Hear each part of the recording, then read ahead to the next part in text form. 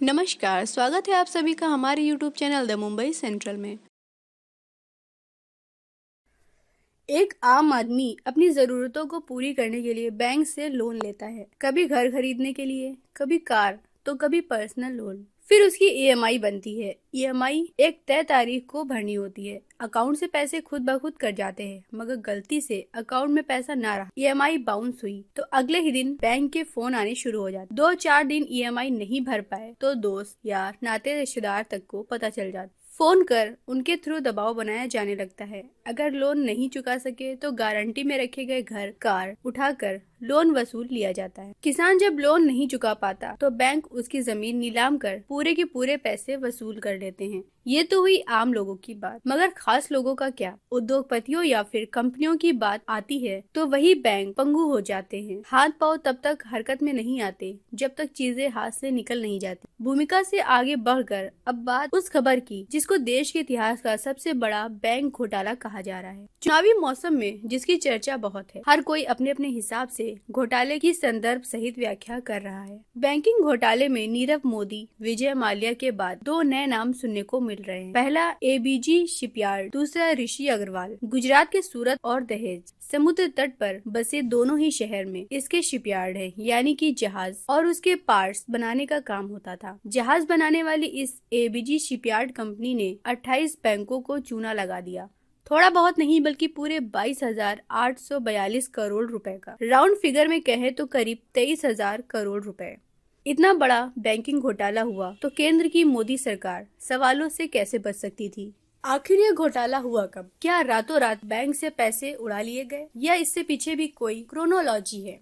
शुरू से शुरू करते हैं। 1989 में गुजरात के सूरत में एक कंपनी बनती है। नाम था मगदल्ला शिपयार्ड। मालिक थे RS नाकरा। आगे चलकर अमेरिका की पुर्ड्यू यूनिवर्सिटी से एमबीए की पढ़ाई कर लौटा एक लड़का मगदल्ला शिपयार्ड को टेक ओवर कर लेता है। मगदल्ला शिपयार्ड बदलकर एबीजी शिपयार्ड हो जाता है। वो लड़का जो बड़े उद्योगपति घराने से ताल्लुक रखता है। एसआर कंपनी के मालिक शशि और रवि रुइया का भतीजा है, ऋषि अग्रवाल।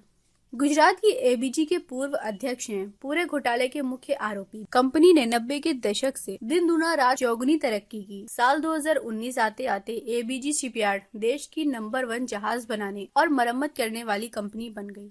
इस दौरान कंपनी ने बैंकों से पैसा भी खूब उठाया। 2008 से लेकर 2012 के बीच अलग अलग बैंकों ने आंख मूंद कर पैसा दिया। एक दो नहीं, 28 बैंकों से कर्जा लिया। लिस्ट लंबी है और रोकड़ा भी बहुत ज्यादा। जिससे जितना माल मिल सका कंपनी ने बटोर लिया। LIC तक को नहीं छोड़ा, 136 करोड़ वहां से भी मारे। मगर 2013 आते आते समंदर पर राज करने वाली कंपनी किनारे की लहरों पर ही गोता खाने लगी। साल 2000 कंपनी को दिया पैसा NPA की तरफ बढ़ने लगा। NPA मतलब नॉन परफॉर्मेंस एसेट, यानी वो पैसा जिसके मिलने की उम्मीद बहुत कम होती है। बैंक अधिकारियों का दावा तो ये भी है एबीजी को दिया गया पैसा 2013 में ही NPA घोषित हो गया था। मगर ऑल इंडिया बैंक एसोसिएशन के पूर्व अध्यक्ष अश्विनी राणा ने हमें एक और तथ्य बताया। उनके मुताबिक 2014 में यूपीए सरकार जाते जाते एबीजी शिपयार्ड को SBI की तरफ से करीब 2000 करोड़ रुपए का लोन दिया गया। अब जरा इस खेल को भी समझिए। आम आदमी के साथ ये है कि एक किश्त डिले हो जाए तो सिविल स्कोर खराब हो जाता है, मगर कंपनियों के साथ बैंकों का अलग सिस्टम चलता है। भारी भरकम लोन लेकर कोई कंपनी डूब रही होती है तो बैंक उसे बचाने की कोशिश कर उसे और पैसा देते हैं ताकि कंपनी को दिवालिया होने से बचाया जा सके। सारा खेल कैसे होता चला गया। मगर ऋषि अग्रवाल की एबीजी तो बैंकों के साथ फ्रॉड कर रही। उसने लिया पैसा कंपनी को बचाने के बजाय दूसरी संपत्तियों को खरीदने में खर्च किया। उदाहरण के तौर पर जैसे पैसा लिया घर खरीदने का और खरीद ली दुकान।